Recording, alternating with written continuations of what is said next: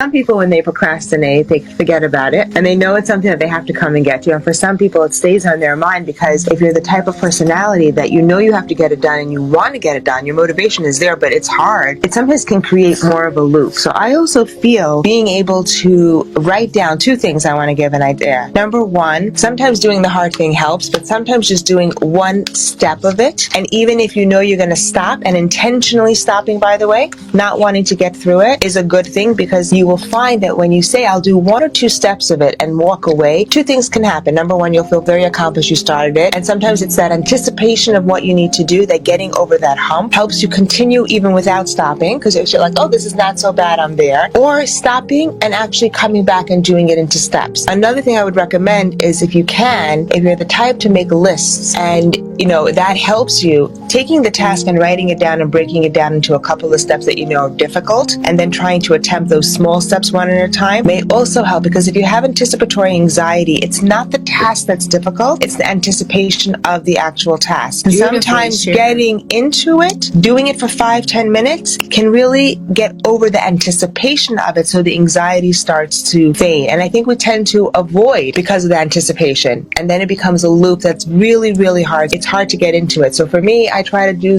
those steps, and sometimes it works and helps me, and I get the task done.